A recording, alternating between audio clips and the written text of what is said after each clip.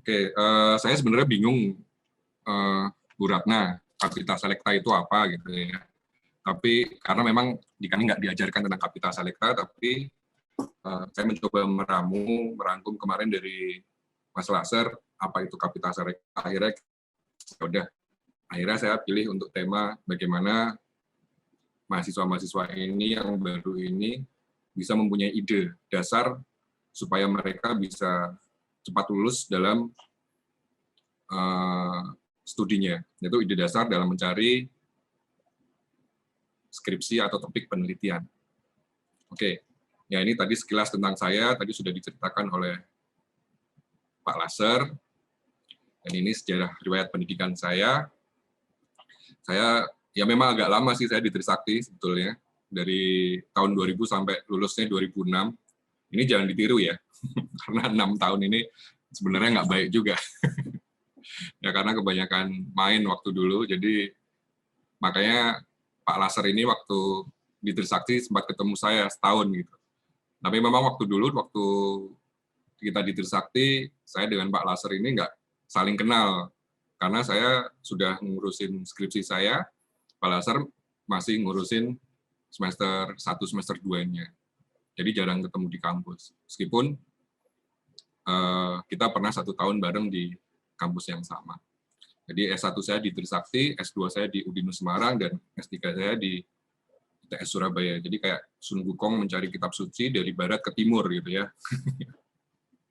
Ya, ini beberapa judul skripsi saya. Yang kemudian ini riwayat pendidikan saya. Oke, sekarang kita mulai. Kita mulai dulu dengan yang kita sebut dengan konsep dasar penelitian. Apa itu penelitian? Jadi kalau kita jelaskan, kita sampaikan, definisi penelitian itu adalah suatu proses sebenarnya, mencari sesuatu yang secara sistematis dalam waktu yang relatif lama dengan menggunakan metode ilmiah dan prosedur maupun aturan yang berlaku. Jadi sebenarnya seorang itu melakukan penelitian untuk mencari jawaban dari permasalahan yang sedang terjadi. Nah, kalau penelitian ini punya waktu yang singkat dan kemudian bisa selesai dalam jangka waktu yang cepat. Ini kita sebut bukan penelitian, tapi itu adalah suatu proyek. Jadi bedanya suatu penelitian dan proyek, kalau proyek ini biasanya dia waktunya cepat. Dan penelitian itu selalu berulang dan relatif lama. Seperti yang baru-baru terjadi seperti saat ini adalah fenomena pandemi yang ada. Pada saat dunia kena pandemi, maka orang-orang ini akan berlomba melakukan penelitian. Penelitian bagaimana cara menemukan vaksinasi yang baik. Nah, memang vaksinasi inilah yang akhirnya bisa mengobati, harapannya adalah bisa menyembuhkan dunia kita lagi. Tetapi karena vaksinasi ini merupakan penelitian, maka memang ini memerlukan waktu yang relatif lama. Karena penelitian ini harapannya adalah mencari kesempurnaan, dan ini mungkin memang membutuhkan waktu yang tidak sebentar.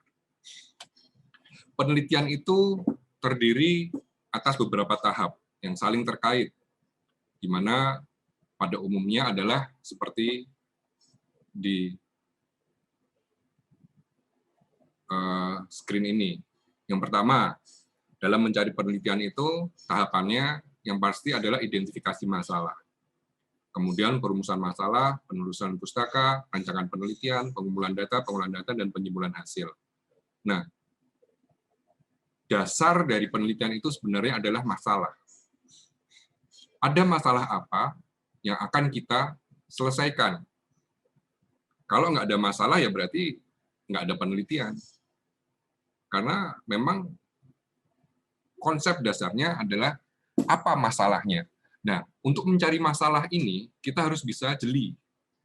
Kita harus bisa mengamati sekeliling kita. Beberapa di antaranya yang lagi trending ya memang sekarang adalah masalah dari COVID-19. Dan mungkin juga ada masalah, nah COVID-19 ini kan sumber masalah. Kemudian dia pasti punya cabang-cabang masalah lagi. Nah inilah yang mungkin bisa dijadikan tema-tema yang baik untuk teman-teman yang ada di Trisakti sekarang.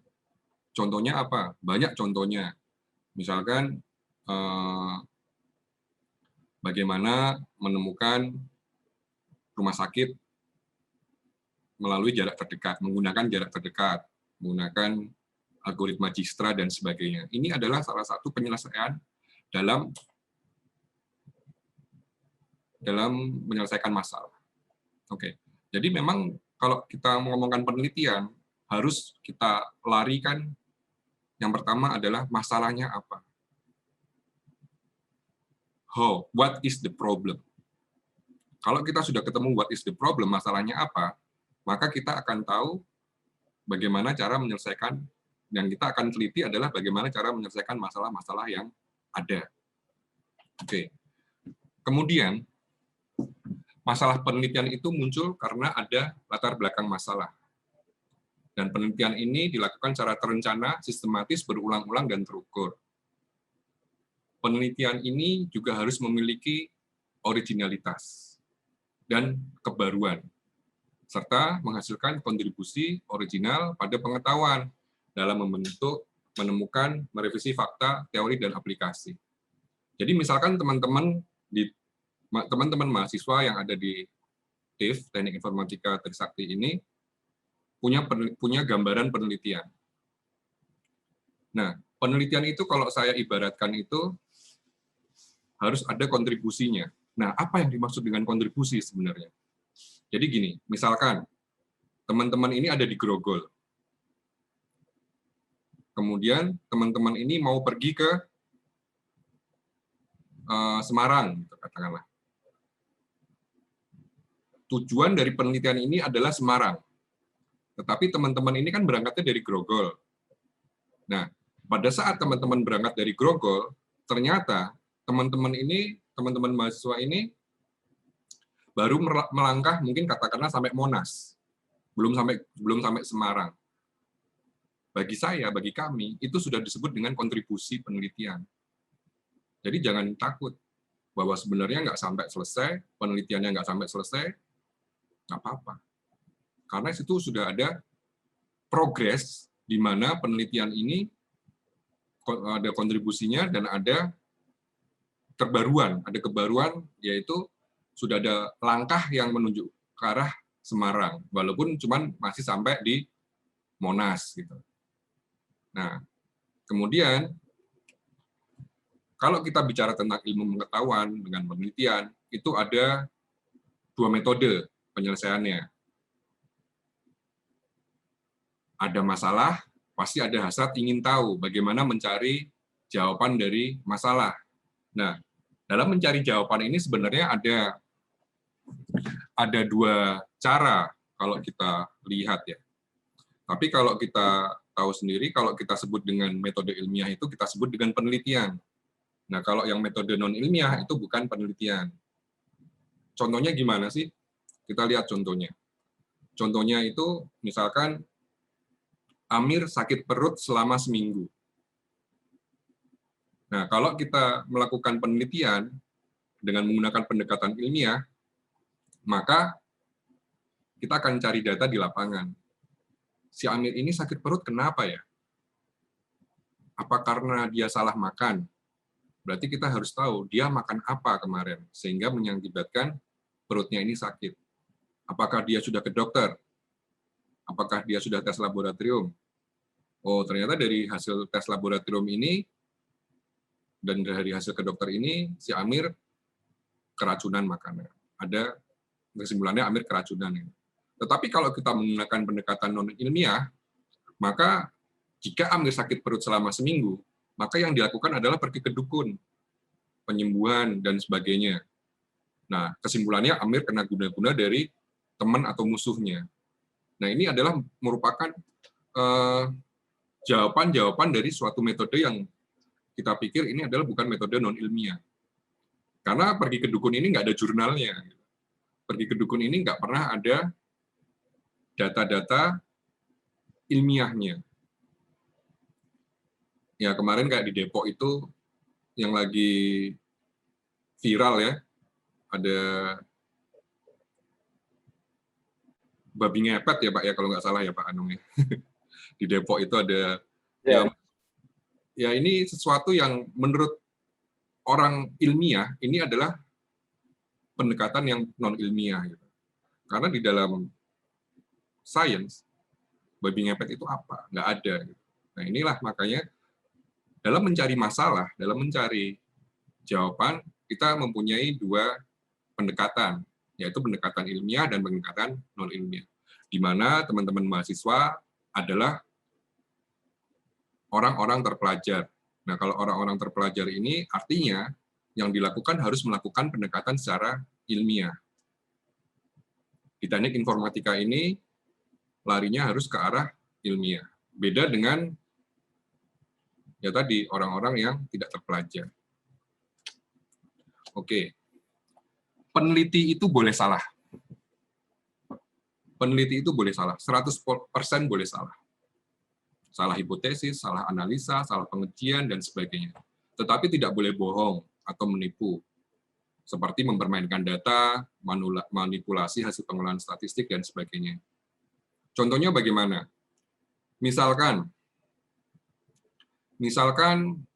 kita sedang melakukan suatu penelitian, kemudian penelitian itu ternyata menghasilkan data yang kurang baik.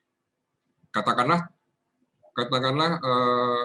kita mau melakukan penelitian ya yang lagi in sekarang ini kan memang COVID-19. Oke, kita lakukan data tentang COVID-19. Kita mau bikin vaksinasi. Ternyata hasil dari penelitian kita, vaksinasi yang kita hasilkan ini akurasinya hanya 20%. Boleh nggak kita publis? Boleh. Boleh, itu boleh. Walaupun ini sangat jarang sekali penelitian 20% ini dipublis. Tetapi itu boleh. Artinya apa? Artinya nanti suatu saat akan ada peneliti lain yang akan membenarkan, yang akan meningkatkan kemampuan hasil dari penelitian kita. Bahwa ini akan menjadi kontribusi dari peneliti lain. Oh, penelitian Pulung ini hanya 20% terhadap vaksinasi COVID. Oke, kalau gitu saya akan menggunakan penelitian, katakanlah, Pak Lasser akan menggunakan penelitian Pulung untuk menjadikan 20% ini meningkat menjadi 25% atau menjadi 30%. Jadi inilah kenapa peneliti ini boleh salah. Salah analisis dan sebagainya, pengujian hipotesis dan sebagainya. Mungkin yang saya lakukan ini ada kesalahan hipotesis atau salah analisa. Tetapi saya tidak boleh bohong.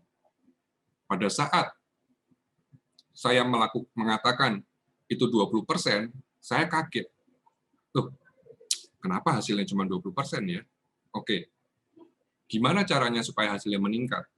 Makanya saya utak-atik angkanya supaya hasilnya menjadi 80%. Nah, ini saya salah karena saya memanipulasi hasil pengolahan dan saya mempermainkan data. Ini yang tidak boleh. Karena ini akibatnya akan menjadi fatal. Sehingga orang akan percaya pada hasil penelitian saya. Nah, ini yang tidak boleh dilakukan oleh seorang peneliti. Atau teman-teman nanti mahasiswa yang nanti ke depannya punya menyusun skripsi ya. Jadi kalau skripsinya itu hasilnya jelek, jangan khawatir, nggak apa-apa. Tapi itu hasil sesungguhnya. Bukan artinya kalau hasilnya jelek itu salah. Memang sangat jarang sekali hasil jelek ini dipublikasikan. Gitu. Tapi nggak apa-apa sih kalau menurut saya. Gitu. Oke, nah kalau kita bicara tentang teknik informatika, banyak sekali penelitian bidang computing. Ada software engineering, ada data mining, image processing, information retrieval, networking, human-computer interaction, soft computing, dan sebagainya. Nah, mungkin dari teman-teman mahasiswa sini, nanti ada yang tertarik, atau mungkin bahkan bekerja di dalam bidang-bidang ini. Gitu. Untuk mengerti data mining, image processing, information retrieval, dan sebagainya, ini memang harus dilakukan, kita harus membaca referensi dan sebagainya. Data mining itu apa sih? Data mining itu gimana sih? Data mining itu seperti apa bentuknya? Kalau kita lihat, sebenarnya data mining ini adalah sesuatu yang besar. Apalagi sekarang kita berada di dalam era big data. Big data itu di mana data-data itu terkoneksi dan terkumpul menjadi satu yang harus kita manfaatkan sebenarnya. Sebagai contoh, kemarin penggunaan data mining ini akan menjadikan kita, sebenarnya bisa menjadikan kita usaha baru. Contohnya seperti apa? Jadi contohnya misalkan gini, kemarin itu waktu zaman-zamannya Pilpres, atau zaman-zamannya, ya Pilpres lah yang paling enak gitu. Waktu zaman-zamannya Pilpres itu, pasti akan ada survei-survei dari lembaga survei. Kemudian juga ada juga lembaga-lembaga analisa bagaimana seorang capres ini memenangkan pemilunya dan sebagainya. Dari mana mereka tahu data-data? Dari mana mereka tahu kok hasilnya bisa akurat? Bagaimana hasilnya bisa bisa akurasinya kok tinggi? Nah, ternyata data mining ini digunakan, ada yang namanya data mining analitik. Sebenarnya yang dianalisa ini datanya ini berupa sosial media gitu. Jadi data-data dari sosial media ini kita ambil, kita analisa. Oh, ini bisa jadi data-data yang kita analisa ini ternyata bisa berguna dan kita bisa menjadikan suatu usaha baru, karena menjadi konsultan komunikasi dan sebagainya ini sangat penting dilakukan kalau kita menguasai data mining. Demikian juga dengan software engineering, apalagi image processing, information retrieval, dan sebagainya. Nah, di dalam data mining itu banyak sekali macamnya. Ada estimasi, ada prediksi, klasifikasi, pengelompokan, dan asosiasi. Dan ini juga mempunyai algoritma-algoritma yang beraneka macam. Nanti teman-teman mahasiswa mungkin bisa mempelajari, dan data mining ini kalau kita bisa bisa mengerti, maka ini akan menjadi suatu modal untuk teman-teman mahasiswa ini dalam bekerja nanti ke depannya. Kemudian ada soft computing. Ini ada fuzzy logic, fuzzy inference system, neural network, neurofuzzy, generic algoritma, dan sebagainya. Di dalam image processing pun juga ada seperti ini. Bahkan sekarang handphone yang canggih pun juga sekarang sudah menggunakan image processing semua.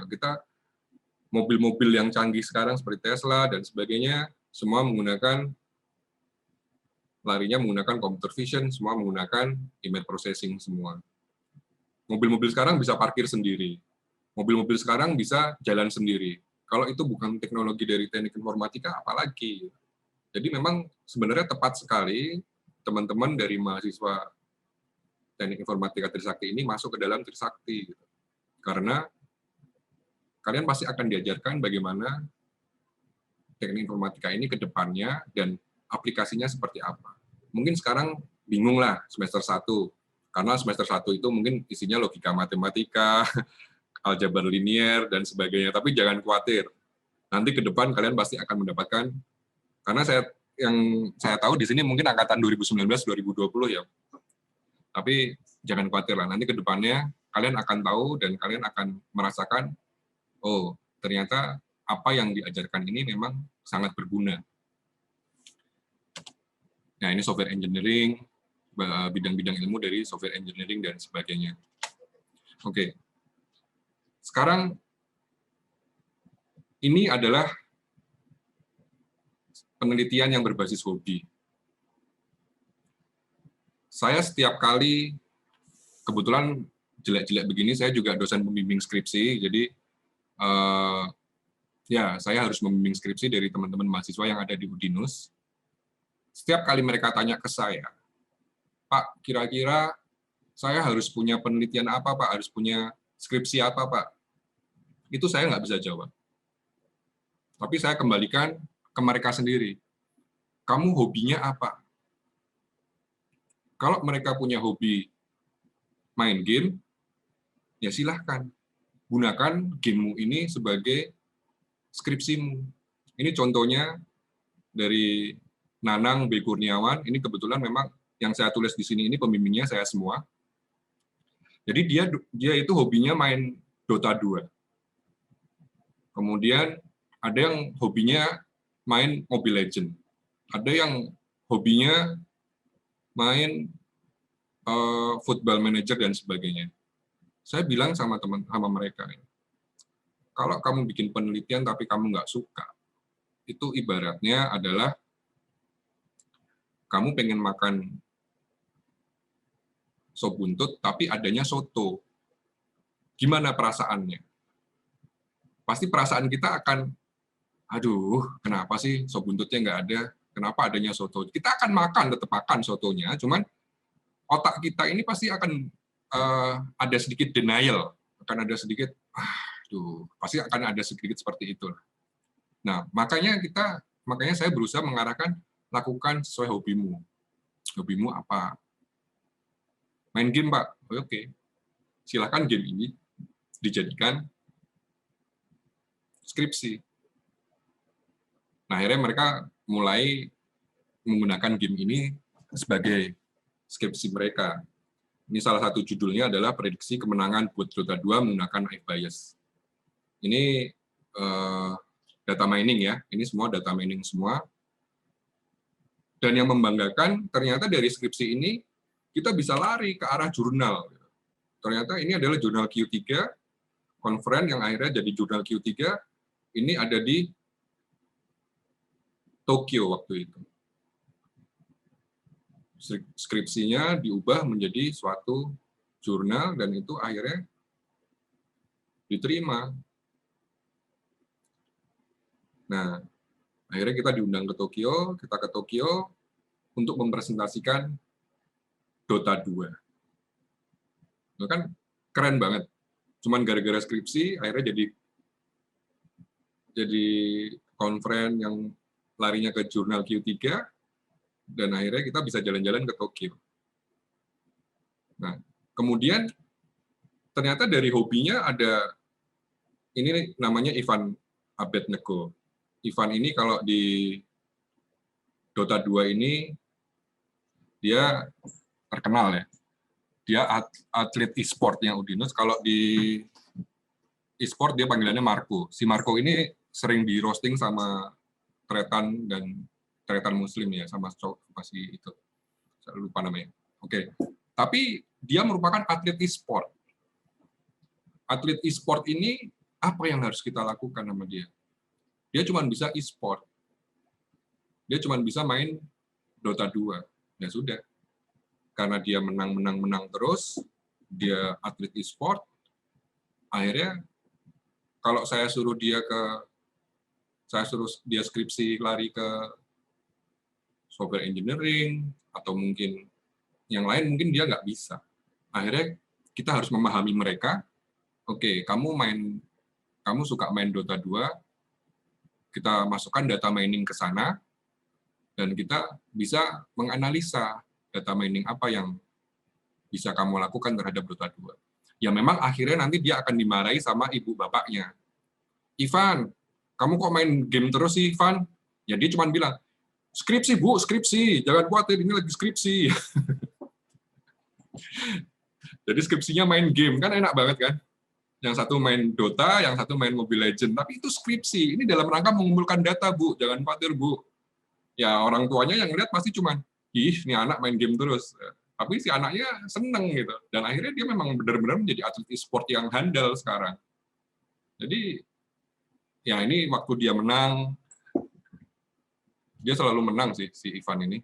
Tapi sekarang udah lulus ya, udah lulus dan sekarang dia bekerja di dunia e-sport juga. Jadi memang kita arahkan kemana dia larinya mau kemana. Oke, next. Kemudian kalau mencari tema skripsi ini juga bisa yang berbasis startup. Oke, teman-teman Trisakti, teman-teman mahasiswa Trisakti, ngerti nggak apa itu startup? Ada yang ngerti nggak apa itu startup? Atau mungkin nggak tahu apa itu startup? Coba, teman-teman mahasiswa, saya pengen dengar suaranya. Ada yang ngerti nggak apa itu startup? Perusahaan rintisan, Pak. Perusahaan perintisan, oke. Jadi memang kalau kita ngomong startup, itu definisinya adalah suatu usaha rintisan, memang betul, dia suatu usaha rintisan, yang menggunakan teknologi untuk percepatannya. Kalau kita bicara tentang startup, ciri-cirinya adalah inovasi. Startup ini memiliki ciri utama berupa inovasi yang terus berjalan, dan inovasi ini menjadi faktor penting supaya perusahaan startup ini mampu bertahan dan membantu menyelesaikan permasalahan para pengguna layanannya. Tapi basic dari startup ini adalah masalah. Mereka mampu melihat masalah, dan kemudian mendefinisikan masalah itu menjadi solusi. Contohnya apa? Ya contohnya kita tahu, kenal semua Gojek. Gojek itu dulu melihat ada masalah tentang transportasi. Bahwa transportasi di Jakarta ini, aduh, ya kalian yang tinggal di Jakarta kan tahu sendiri lah ya. Jakarta ini kalau dari ujung ke ujung ini bisa berjam-jam, bisa kalau kita ngomong tua di jalan gitu.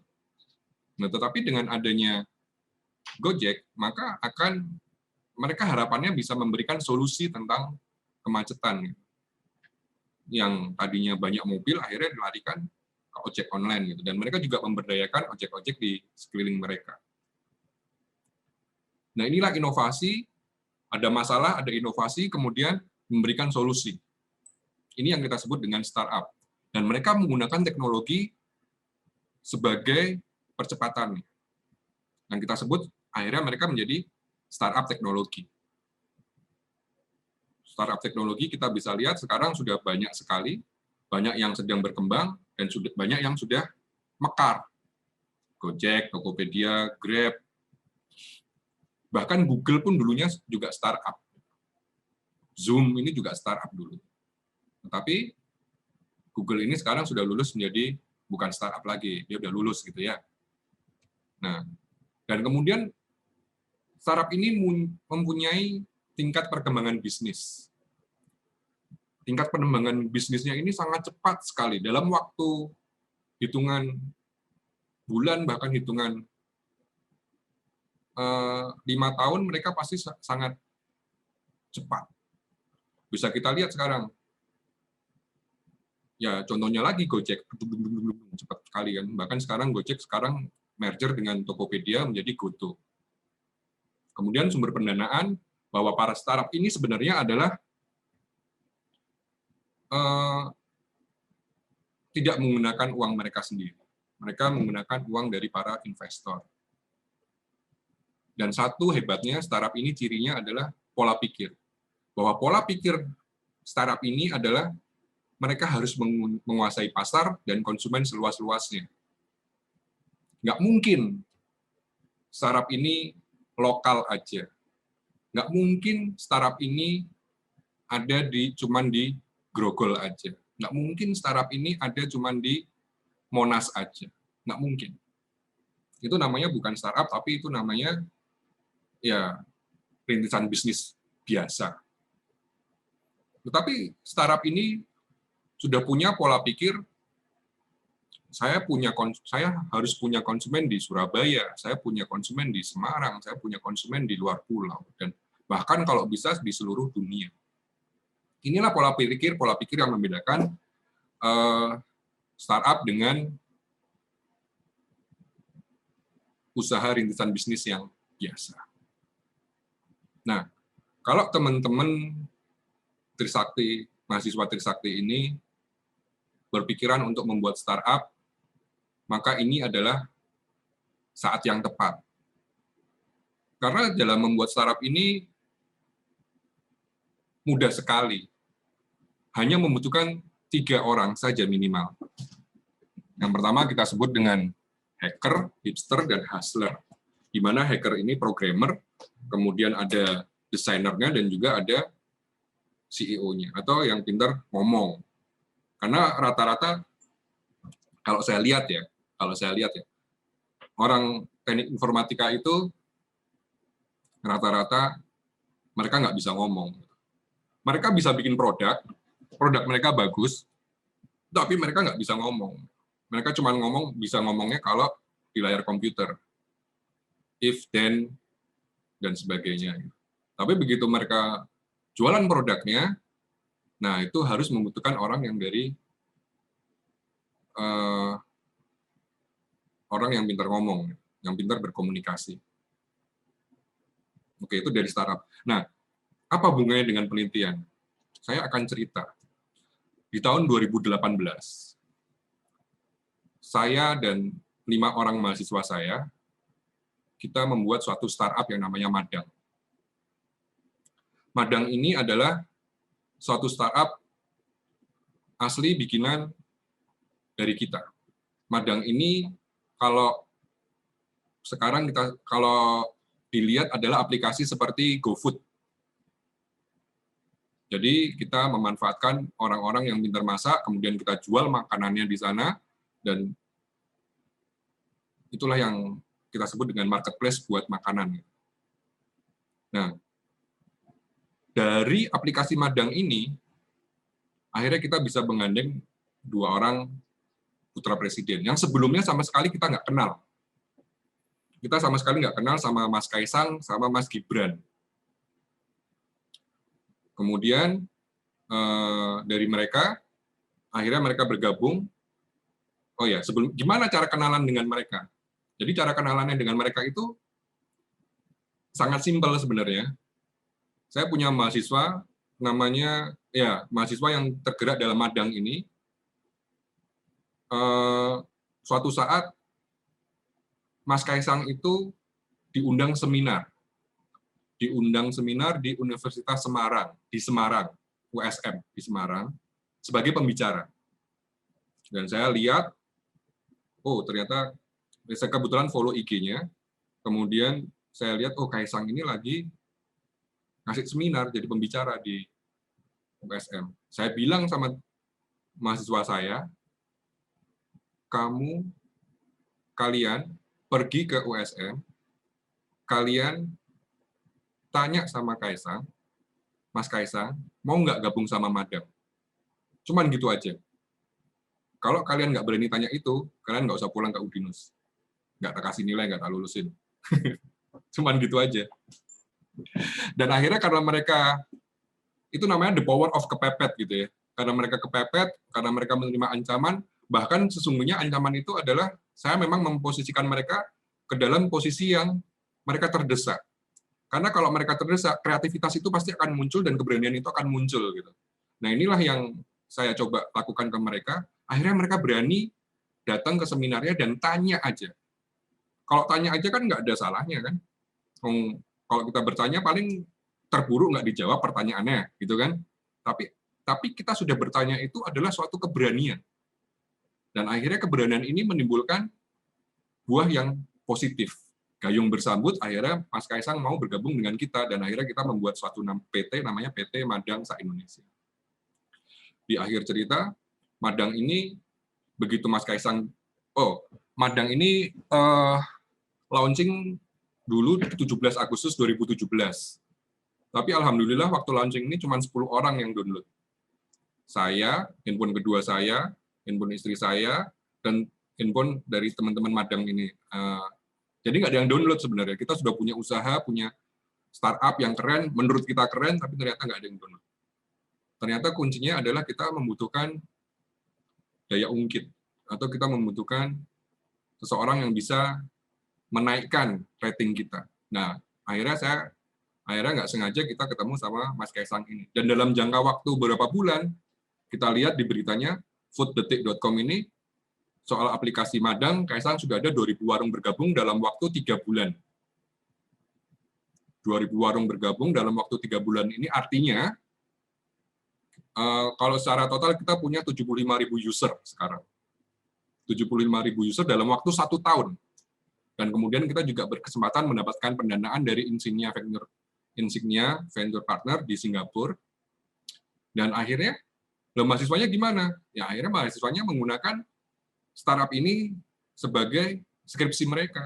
Ini si Bona Deni Suryana, Jalaluddin Muhammad Hakim, Odilio Aris, ini adalah mereka yang pintar-pintar tentang programming, tapi mereka nggak bisa ngomong. Karena mereka hanya pintar ngomong dengan komputer aja. Gitu. Mereka bahasa komputer pintar lah, programming pintar lah, tapi mereka nggak bisa ngomong sama orang.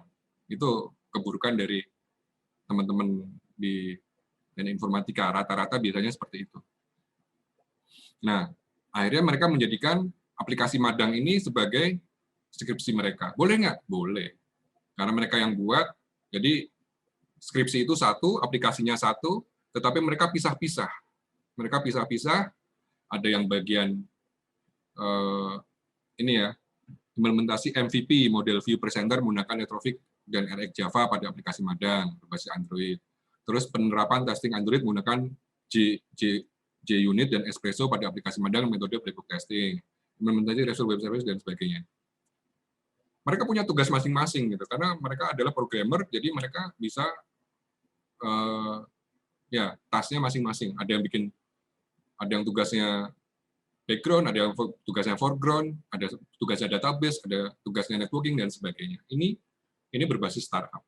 Kemudian ada lagi, ternyata kalian tahu Tukutu nggak? Nah, Oke, Tukutu mungkin nggak kenal, tapi kalian tahu Dr. Tirta nggak? Nah, Dr. Tirta ini terkenal sekali. Jadi, si Dr. Tirta ini tertarik, dan kita dikenalkan sama Mas Gibran sama si Dr. Tirta ini, akhirnya kita membuat suatu aplikasi Tukutu. Tukutu itu tuku sepatu sih sebenarnya bahasa Jawa, jadi beli sepatu itu artinya. Jadi memang kita buat marketplace untuk sepatu. Nah, akhirnya berkembang, menjadikan karena sekarang Dr. Tirta ini sibuk sekali, akhirnya aplikasi ini ditinggalkan sama dia, padahal udah keren banget ya. Tapi efeknya kita bisa, teman-teman mahasiswa ini akhirnya ya ada yang kerja sama Dr. Tirta, ada yang berdiri sendiri. Ini mereka menggunakan aplikasi ini sebagai skripsi mereka juga. Nah, ini gamelan elektronik. Penelitian elektronik gamelan ini sudah sejak dari 2010 sebelumnya. Jadi kenapa arah gamelan? Karena kita tahu bahwa ternyata gamelan ini sebenarnya ini adalah budaya Jawa yang mulai ditinggalkan. Gitu. Budaya Jawa yang mulai ditinggalkan, tapi kita harus melestarikannya. Dan kalau di sini, di daerah Jawa Tengah, gamelan ini banyak sekali harusnya ditemukan di SMA-SMA. Di SMA, SMP, atau SD, gitu, di sekolahan-sekolahan. Cuman masalahnya mereka ini mahal. Gamelan itu satu setnya mahal dan butuh tempat. Akhirnya kita menggunakan teknologi, kita ubah menjadi elektronik gamelan. Dan akhirnya dengan elektronik gamelan ini kita bisa lari jalan-jalan ke UNESCO di Paris. Tapi selain itu, kita juga bisa ternyata mendapatkan hak cipta yang banyak. Kita mendapatkan paper, kita mendapatkan jurnal, kita mendapatkan ini mahasiswa saya akhirnya yang tergabung penentuan nada dasar gamelan menggunakan metode clustering Vasisimin menjadikan tema skripsi. Nah, oke, itu tadi tentang mahasiswa saya. Kemudian ini tentang saya. Jadi saya suka sebenarnya ke pantai, main air, menyelam. Nah, dari hobi saya yang main air, menyelam ke pantai itu ternyata ini juga bisa membuahkan hasil. Ini sebenarnya tema dari disertasi saya. Jadi waktu saya di ITS itu di Surabaya, jujur selama 5,5 tahun kuliah S3, Saya 2 tahun nggak ngapa-ngapain, karena 2 tahun saya bingung harus ngapain. Karena waktu S3 itu memang harus masuk, harus punya ide dulu. Begitu punya ide, baru kalian boleh masuk sekolah S3. Nah, kemudian akhirnya setelah 2 tahun itu, akhirnya saya memutuskan, oh, saya punya hobi main air, kemudian saya punya hobi fotografi. Ya udah, saya gabungkan hobi saya main air dan fotografi untuk menjadi suatu penelitian. Ini judulnya. Jadi saya menggunakan rekonstruksi underwater coral reef image menggunakan low cost multi view kamera. Ya ini mungkin terlalu terlalu teknis ya.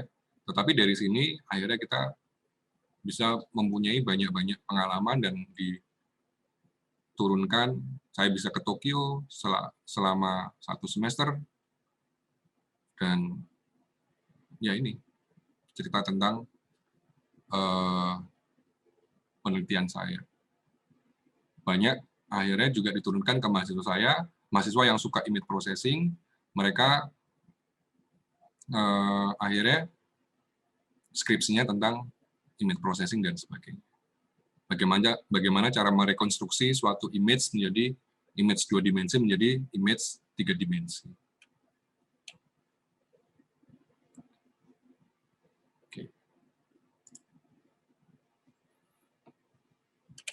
Oke, mungkin itu saja yang bisa saya bawakan untuk teman-teman mahasiswa di Trisakti, Teknik Informatika Trisakti.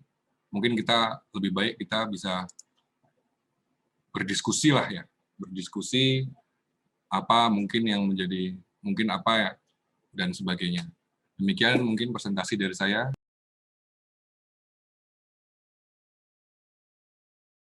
Saya kembalikan ke Pak Lasar. Terima kasih.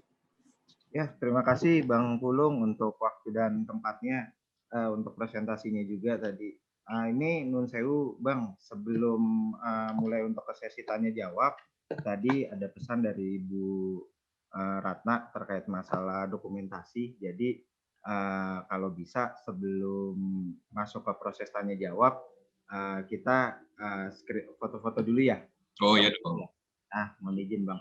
Ya mungkin nanti dari Bapak dan Ibu dan rekan-rekan semua yang ini mohon untuk membuka videonya, nanti kita akan mengambil sesi foto, terus nanti kita lanjut untuk sesi tanya jawab seperti itu. Monggo mungkin Bapak dan Ibu dan Mbak Mas semuanya untuk membuka videonya untuk saya lakukan screenshot.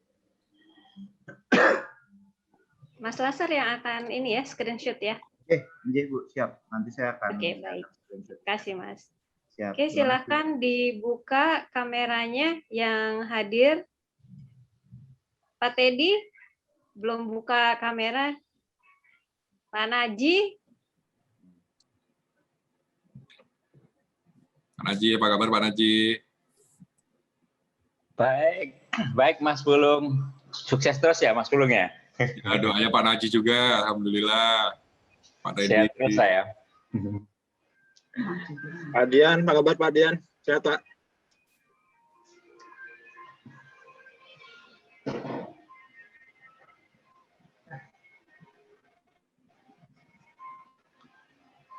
Ya, sepertinya bisa di capture, Mas.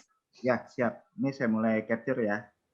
Dalam hitungan ketiga. 1, 2, ya. 1, 2, 3. Oke. Lagi. Apa namanya? Coba kita ulang lagi. 1, 2, 3. Oke. Lalu bentar. Saya buka dulu ininya.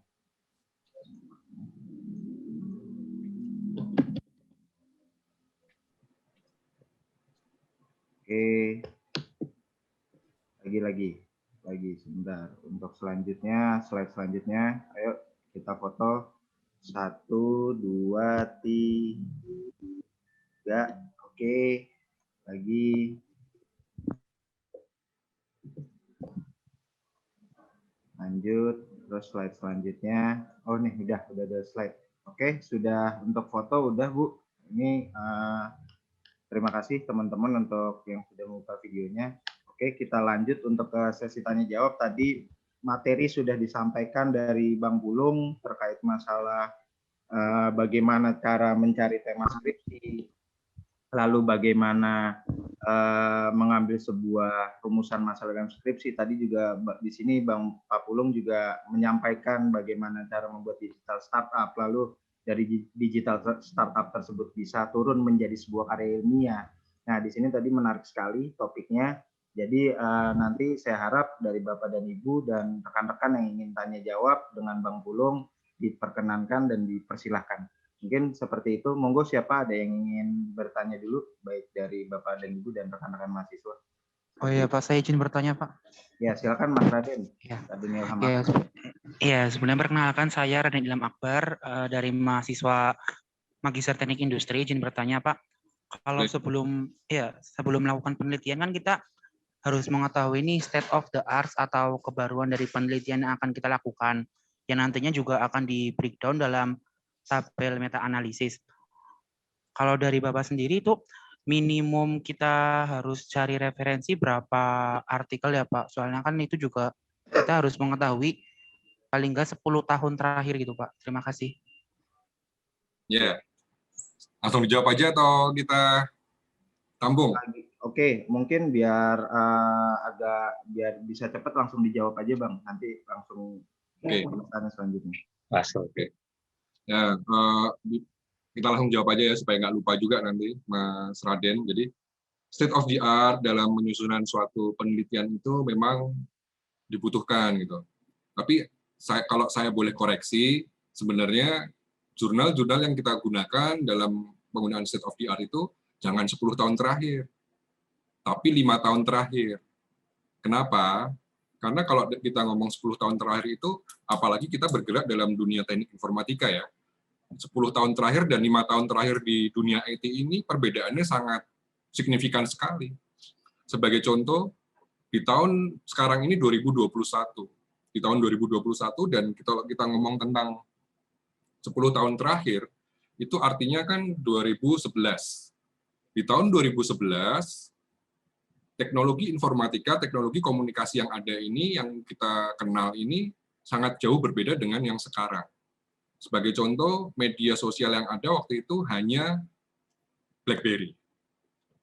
Media sosial untuk chatting ya, itu kita kenal dengan BlackBerry di tahun 2011. Tetapi di tahun 2021, BlackBerry ini sudah nggak ada. Jadi sustain-nya itu dalam 10 tahun masih diragukan. Nah, kalau 5 tahun ke depan, kalau 5 tahun ke belakang, ini masih dimungkinkan kita untuk dalam melaksanakan penelitiannya. Jadi jurnal-jurnal yang kita gunakan memang sebaiknya 5 tahun ke belakang. Dan kalau kita bicara berapa jurnal yang ada dalam menyusun suatu penelitian ini, kalau saya bilang dalam menyusun state of the art ini mungkin 5 juga sudah cukup sih sebenarnya. 5 sudah cukup. Tapi jurnal yang kita baca harus sebanyak-banyaknya. Jurnal yang kita baca ini sebanyak-banyaknya dalam menyusun penelitian. Tapi kalau dalam menyusun state of the art, memang 5 aja lah, nggak usah banyak-banyak juga oke. Gitu Mas Raden. Semoga menjawab ya. Baik Pak, terima kasih. Ya, terima kasih Bang Pak Pulung dan Mas Raden. Mungkin dari Bapak dan Ibu dan teman-teman sekalian ada yang ingin disampaikan lagi kembali terkait masalah tema skripsi atau tentang digital startup. Monggo. Atau mungkin mau kita tunjuk nih siapa yang akan nanya. Oke, coba kita tunjuk ya. Coba dari di sini ada siapa nih? Mohon maaf, ada Mbak Gabriel Argado ya? Mohon maaf. Mas itu bukannya Mbak. Oh, Mas. Sorry, mohon maaf. Saya kira Gabriel, ya. Kelihatan fotonya di sini. Monggo, mungkin Mas Gabriel Argado ya? Monggo, Mas. Dengeran nggak suaranya? Halo, Mas Gabriel. Oh, belum ini. Mungkin monggo atau dari Pak Adrian ada yang ingin ingin disampaikan, Pak? Oke, selamat pagi, Pak. Ya, terima kasih, Mas Lasar. Selamat pagi semuanya. Pagi. Ya, Pak Pulung. Jadi, ya mungkin saya lebih tertarik yang ke arah yang startup tadi. Jadi kalau dari beberapa yang pengalaman sebelumnya, berarti startupnya dibuat dulu begitu ya Pak ya. Jadi maksudnya apakah ini yang teman-teman mahasiswa datang dengan topik, maksudnya apa namanya, memulai dulu penelitian deskripsinya, atau memang tadinya dari kumpul-kumpul kemudian ide startup, kemudian setelah itu yang diturunkan menjadi penelitian untuk tugas akhir. Ya, Pak Adrian. Saya akan jawab Pak Adrian. Jadi memang kalau kita bicara startup itu kan sebetulnya adalah suatu perusahaan. Kalau kita bicara definisinya dulu ya, definisi startup itu adalah perusahaan rintisan yang menggunakan basis teknologi untuk memecahkan masalah. Kan temanya sama dengan penelitian. Masalahnya apa? Kita solusinya bagaimana? Gitu kan. Nah, beberapa startup yang ada itu memang rata-rata adalah mereka solusi dari suatu masalah yang ada. Seperti misalkan tadi yang saya sebutkan, yang saya pengalaman pribadi saya adalah Madang, kemudian Tukutu, kemudian kita bisa lihat Gojek dan sebagainya. Yang penting mereka ini, mahasiswa ini punya solusi dalam memecahkan masalah apa dulu. Kalau mereka sudah punya solusi, sudah melihat ada masalah di mana di dalam lingkungan mereka punya solusi apa yang ditawarkan dalam memecahkan masalahnya. Itu dulu yang penting. Sehingga sebelum kita membuat suatu startup, kita biasanya ada, kalau misalkan kita ngomong RPL itu kan ada fase hidup proyek. Nah, ini juga ada fase hidup startup. Jadi sebelum kita membuat suatu startup, karena startup ini sebenarnya itu murah, cuman akan menghabiskan banyak tenaga dan pikiran. Karena startup yang berhasil adalah startup yang membuat foundernya ini nggak bisa tidur, Pak. Karena selalu ada masalah apa lagi ya, masalah apa lagi ya, masalah apa lagi ya. Jadi kasihan nanti kalau teman-teman ini sudah bikin startup capek-capek ternyata gagal gitu. Nah, jadi kita kembali lagi ke fase hidup startup tadi. Sebelum kita meluncurkan satu startup, kita buat dulu, biasanya mereka akan melihat masalahnya apa dulu. Begitu mereka mempunyai masalah, maka yang akan dilakukan adalah mereka biasanya menyebarkan suatu kuesioner, Pak. Kuesioner ini adalah apakah kira-kira startup yang saya buat ini bisa diterima oleh masyarakat apa enggak? Apakah kira-kira startup yang saya buat ini merupakan solusi dari masalah yang ada? Nah, begitu startup ini bisa diterima oleh masyarakat, bisa kemudian masyarakat menyukainya, maka nggak ada salahnya teman-teman mahasiswa ini mulai membuat yang namanya prototype. Prototype dari suatu startup yang memang belum sempurna sekali kalau kita sebut sebagai suatu program, tetapi di prototype ini alurnya sudah jelas, bagaimana kita tahu ada masalahnya di mana, dan kemudian kita bisa problem solving-nya ada di mana. Dari prototype yang kita buat ini, sebenarnya mereka juga sudah bisa melakukan diturunkan menjadi suatu skripsi sebenarnya. Gitu. Tidak perlu startupnya sudah jadi. Yang penting solusi yang ada pada saat mereka luncurkan itu sudah bisa diterima. Jadi memang kita basicnya selalu seperti itu. Karena memang menghabiskan waktu dan pikiran, Pak. Jadi oleh karena itu startup itu makanya kan biasanya sekelompok dari mahasiswa, nggak mungkin satu orang aja. Kalau kita bikin suatu program besar, nggak mungkin kita larikan mereka hanya satu orang programmer. Kita biasa bekerja dalam suatu manajemen proyek. Jadi ada orang yang tugasnya menganalisa, ada orang yang tugasnya mengimplementasikan, ada orang yang tugasnya mengevaluasi. Nah, di sanalah peran perkuliahan manajemen proyek ini diperlukan, dan bagaimana kita mengatur timingnya, bagaimana mereka bisa mengimplementasikan kuliah manajemen proyek ini dalam pembentukan suatu startup dan membagi-bagi tugas mereka berdasarkan definisi tugas yang diberikan. Nah, begitu prototipe sudah jadi, begitu kuesioner sudah disebar, dan mereka mendapatkan respon positif, prototipe dibuat. Syukur-syukur prototipe ini semakin diterima oleh masyarakat dan sudah diupload ke Google Play Store atau mungkin ke Apple Store. Sehingga dengan mereka diupload ini, mereka akan semakin terpercaya startup-nya, dan kalau dikembangkan secara bagus, mereka bisa mengikuti yang namanya, kalau di Telkom itu punya namanya Telkom Digital Valley. Terus kemudian mereka bisa mengikuti namanya inkubasi.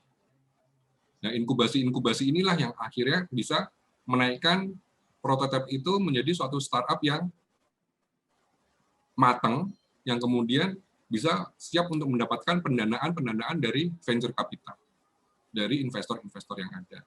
Nah, kalau sudah mereka mendapatkan pendanaan dari investor, venture capital, skripsi ini udah nggak ada artinya, Pak, kalau menurut saya, Pak. Mereka sudah lebih hebat dari skripsi, gitu. Jadi ya udahlah, mereka mau bikin skripsi apa aja, saya luluskan, gitu, Pak. Karena mereka sudah berhasil, gitu, kalau menurut saya. Gitu. Itu, Pak Adrian, yang bisa saya sampaikan. Kalau ada kurangnya, mungkin bisa dikoreksi, Pak. Ya, terima kasih. Gimana, Pak Adrian? Jadi saya ingin, terdengar ya suara saya. Terdengar. Ya, jadi sebetulnya terdengar. Saya itu ingin tahu adalah, jadi dalam kasus seperti yang Madang maupun Tukutu tadi, gitu, berarti startnya memang mereka akan membuat startup begitu ya, Pak. Jadi bukan dari berkumpul dalam tujuan utamanya dalam membangun startup, kemudian dari situ mungkin diutilize lah begitu ya, Pak, ya, digunakan untuk kemudian menjadi topik skripsi juga ya. Oke, baik. Ya. Terima kasih sekali, Pak. Ya. Tapi itu juga bisa dari teman-teman mahasiswa yang berkumpul, Pak. Ya. Jadi mereka berkumpul, mereka sama-sama satu punya visi misi, sehingga jadi kita sebenarnya nggak bisa membatasi mereka dari kumpul-kumpul atau mereka kita paksa atau mereka apa gitu. Dan itu terjadi dengan sendirinya. Kita tahu, mungkin ini ada sekelompok orang yang pintar-pintar dan mereka sudah punya visi misi untuk bikin suatu startup. Nah, itu nggak ada salahnya kita dorong untuk kita jadikan topik skripsi gitu, Pak. Ya, berarti bisa juga adalah kalau ada sekelompok mahasiswa yang memang sama-sama sebetulnya mau mengerjakan skripsi, dan kemudian kita bisa lihat memungkinkan untuk potensi tersebut, bisa juga kita arahkan. Jadi ya mungkin mereka berkumpul bersama untuk selain skripsi, jadi seperti jalan paralel lah begitu ya, Pak, ya. Betul Pak. Ya. Betul. Oke, baik, terima kasih sekali Pak Pulung sharingnya. Sama Pak. Monggo Mas Lazar. Siap, terima kasih Pak Adrian. Oke, mungkin sedikit menambahkan tadi yang dipertanyakan sama Mas Raden Ilham Akbar. Tadi saya menangkap pertanyaannya bahwa apakah sebuah karya ilmiah harus ada temuan baru, seperti itu ya Mas Raden ya? Nah, jadi gini Mas, kalau dalam konteks karya ilmiah yang sependek pengetahuan saya, memang kalau untuk jenjang strata 1 atau S1 kita bilang, itu biasanya umumnya lebih ke konseptual. Nah, nanti ke S2 itu sudah mulai ke analisis. Nah, yang Mas Raden Ilham tadi sampaikan itu biasanya sudah masuk ke S3 ranahnya. Jadi bagaimana kita membuat sebuah temuan baru, ada sesuatu hal yang art statement yang baru. Nah, itu memang biasanya sudah masuk ke kurikulumnya S3. Cuman nggak apa-apa, itu tidak menutup kemungkinan bahwa mahasiswa S1 juga bisa melakukan hal seperti itu. Cuman memang mungkin kita bisa lebih kecilkan lagi konteksnya ke dalam yang lebih lebih spesifik lagi apa yang ingin kita kembangkan, seperti itu. Terus ya kayak terkait masalah karya ilmiah, memang ada beberapa sumber literasi yang bisa kita tambahkan kalau nanti semisal Mas Ilham pengen mencari. Nah, itu memang banyak sumbernya, bisa lewat Google Scholar dan web-web jurnal lainnya. Mungkin seperti itu Mas Ilham, tambahan dari saya. Mungkin Gimana? Terima kasih Pak. Oh iya, sama-sama Mas Raden. Terus gimana yang dari teman-teman yang lain, ada yang ingin disampaikan? Mungkin Nun Sewu dari Pak Teddy, ada yang ingin disampaikan Pak Teddy? Atau ingin ditanyakan? Mahasiswa dulu deh. Oh, mahasiswa dulu, siap Bapak. Oke, mungkin dari Aisyah Fasti nih, dari rekan TIF 2018 ya kalau nggak salah. Gimana Mbak Aisyah? Halo? Mbak? Atau ada yang lain ingin menanyakan? Monggo. Mungkin saya boleh ya? Monggo Pak Anung, silakan. Ya, Nun Sewu. Jadi kalau ini mungkin ada beberapa pertanyaan yang ini kaitannya, saya concernnya sebagai mewakili lebih ke jurusan ya, Pak Pulung ya. Siap. Jadi kalau tadi dari siapa yang kita dengar itu kan ada kebebasan mahasiswa, mereka bawa topik ya, kemudian oh saya sukanya mau nyoba ini gitu kan, dari cerita Pak Pulung tadi. Nah, bagaimana kaitan itu dengan kalau sekarang kan kita dosen itu dituntut juga untuk punya roadmap penelitian ya.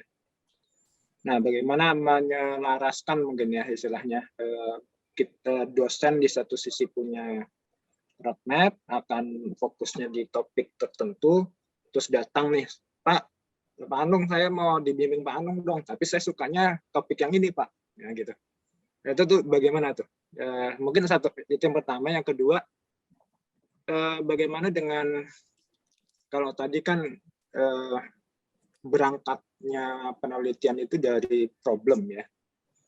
Nah, kalau di Udinus itu apakah ada satu skema di mana sebelum mereka masuk ke fase tugas akhir, itu udah ada semacam lingkungan yang diciptakan sehingga mereka bisa peka ya untuk, oh saya kayaknya ada problem real nih di masyarakat yang bisa saya angkat sebagai TA gitu.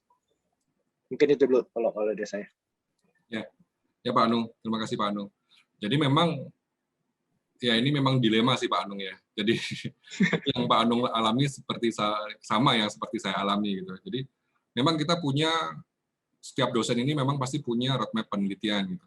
Kayak tadi Bu Sandra tanya ke saya, Mas Pulung sekarang ininya kemana gitu. Saya larinya memang ke image processing sebenarnya gitu. Tapi mau nggak mau ternyata sekarang ini mahasiswa saya banyak yang lari ke data mining gitu, lari ke saya. Pak Pulung, saya boleh jadi Pak Pulung jadi pembimbing saya nggak? Temamu apa? Data mining. Saya kan bingung sebenarnya gitu. Tapi mau nggak mau ya akhirnya kita harus menggabungkan antara data mining dan image processing Pak Anung.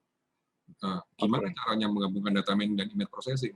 Nah, di sana ada jembatannya, ada irisannya yang kita sebut dengan computer vision. Nah, di computer vision itu akan menggabungkan antara data mining dan image processing, di mana data-data dari image ini akan kita masukkan dan kita olah sehingga itu menghasilkan suatu ya hasil yang baru gitu. Tapi memang mahasiswa-mahasiswa ini larinya pasti ke sana, dan akhirnya mau nggak mau roadmap penelitian kita harus menambahkan sedikit ke sana Pak Anung. Oke. Memang dilema sih sebenarnya. Iya. Kalau dilihat dari tadi ya sejarah studi saya ini S1-nya ini waktu dulu di Trisakti itu saya larinya sebenarnya ke networking, ke jaringan. Di mana pembimbing saya itu Pak Gatot dan Pak Sudi. Pak Gatot dan Pak Sudi ini saya larinya ke SNMP, Simple Network Management Protocol, di mana semua larinya ke jaringan. Terus begitu S2, saya berubah menjadi streaming multimedia. Nah, tapi irisan antara streaming multimedia dan jaringan ini kan ada. Yeah. Tetapi begitu S3, saya larinya full ke image processing. Karena computer vision ini kan larinya ke image processing, processing dan sebagainya. Nah, akhirnya mau nggak mau, paper-paper yang kita terbitkan tetap memang ke arah ke image processing. Nah, kebetulan sekali saya beruntungnya ini mahasiswa saya yang ada di Udinus ini, saya punya bimbingan satu satu siklus itu 25 orang maksimal. Dari 25 orang ini mungkin yang lari ke image processing ada sekitar 60-70%, dan sisanya mungkin ke arah data mining atau mungkin ke programming seperti bikin startup dan sebagainya. Tapi kan kita nggak bisa tolak. Nah, akhirnya beberapa paper jurnal yang kita masukkan ya memang hanya seperti itu, Pak. Dan kemudian untuk masalah problem tadi, jujur kita tidak menciptakan suatu lingkungan di mana mereka bisa melihat secara problemnya sendiri. Tapi yang seperti saya sampaikan di depan, mata kuliah metodologi penelitian inilah yang menjadikan mereka punya dasar bagaimana cara mereka melihat suatu masalah yang ada, dan kita arahkan mereka untuk melihat masalah yang ada di lingkungan mereka yang akhirnya nanti ke depannya bisa untuk dijadikan topik skripsi atau penelitian. Oke, baik. Masih. Mungkin kalau saya kurang bisa ditambahkan, Pak Anu. Gimana pun juga Pak Anu kan juga dosen saya dulunya, Pak. Ya, mau tukar pikiran aja sih. Pengen tahu juga gimana prakteknya. Ya, terima kasih, Mas. Ya, Pak Anu, siap. Terima kasih Pak Anung atas pertanyaannya. Mungkin monggo rekan-rekan atau Bapak dan Ibu ada yang ingin ditanyakan atau disampaikan, silakan. Permisi Bang Lasen. Saya siap, monggo. Kevin. Ya, selamat siang Bang Pulung. Perkenalkan, saya Kevin Valerian Nia, mahasiswa jurusan Teknik Informatika angkatan 2019. Izin bertanya, Bang, jika dalam penyusunan skripsi dilakukan berdasarkan hobi, apakah ada pengaruh signifikan pada saat melamar kerja di suatu perusahaan, terlebih dalam konteks perusahaan yang tidak berhubungan dengan hobi saya? Terima kasih. Hobinya apa? Kalau hobi saya membaca novel sama komik, Pak. Membaca novel sama komik. Terus nanti kira-kira kalau mau skripsi bikinnya apa?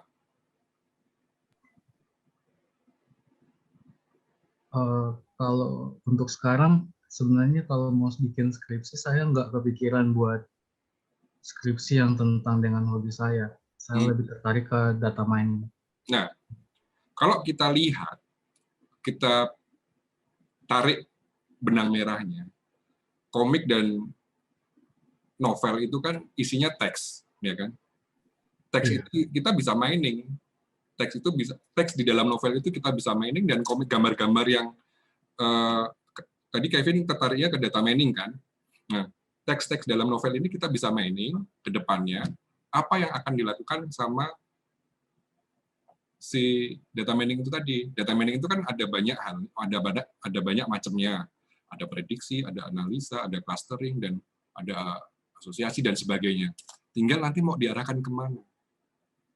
Memang pada saat nanti melamar nggak akan ada yang tanya, kamu dulu skripsimu tentang apa gitu, nggak akan ada yang nanya gitu. Tetapi itu bisa berhubungan dengan pekerjaan yang akan nanti kamu lakukan. Misalkan ternyata kamu nanti ke depan dengan penguasaan data mining, kamu bisa menganalisa. Misalkan contoh gini, sosial media ini kan sekarang lagi booming. Kita tahu ada Twitter, ada Instagram, ada Facebook dan sebagainya. Pernah nggak untuk menganalisa sosial media ini untuk menjadikan sesuatu mata pencarian atau nanti malah menjadikan sesuatu yang berguna nanti di kehidupan ke depannya? Contoh nyata adalah Instagram. Instagram itu bisa kita gunakan untuk penjualan. Nah, bagaimana cara menganalisa Instagram ini untuk memanfaatkan, misalkan kita pengen jualan. Misalkan kita pengen jualan produk di Instagram. Kita harus bisa menganalisa kapan si user kita berinteraksi dengan kita. Kapan user ini melike paling banyak postingan kita. Kapan user ini si suka, misalkan kamu posting sesuatu, apakah postingan ini di-like atau tidak sama user kita. Itu akan berguna ke depannya. Jadi, walaupun kamu sukanya novel, kamu sukanya komik, terus kamu menggunakan data mining, kalau ke depannya kamu bisa menguasai data mining, itu nanti akan bergunanya seperti itu. Kamu akan menjadi orang yang pintar untuk menganalisa. menganalisa sesuatu, dan menganalisa sesuatu ini di pekerjaan ini nanti ke depannya akan sangat penting sekali, Kevin. Nah, sekarang ini yang lagi dicari adalah sosial media administrator. Sosial media administrator. Maksudnya apa? Jadi admin sosial media, di mana sekarang ini usaha-usaha yang baru ini, kayak misalkan startup-startup yang baru ini, mereka berlomba-lomba untuk membuat suatu jasa kelola sosial media, di mana satu postingan ini, misalkan dalam satu, misalkan Instagram saya, followernya katakanlah 10 juta gitu. Amin gitu. Padahal Instagram saya followernya cuma berapa. Misalkan Instagram saya followernya 10 juta. Nah, bagaimana saya melakukan manajemen terhadap Instagram saya, di mana Instagram saya ini adalah sumber pendapatan saya. Bahkan dari Instagram ini bisa lari ke arah YouTube. Kan membutuhkan orang yang pintar menganalisa tentang data mining yang ada. Kapan kira-kira postingan saya ini bisa diterima? Kan nggak cuma sekedar posting. Nah, nanti pemasang iklannya nggak suka. Apakah si pemasang iklan ini akan suka dengan konten yang saya bawakan? Apakah si pemasang iklan ini sesuai dengan segmen yang saya posting? Kan begitu. Nah, ini yang kita sebut dengan social media analysis, yang nanti hubungannya bisa ke arah skripsimu dan ke novelmu. Walaupun nanti ke depan pekerjaan-pekerjaan seperti itulah yang nanti mungkin akan ada, walaupun nggak akan kepikiran sekarang. Tapi sudah mulai bermunculan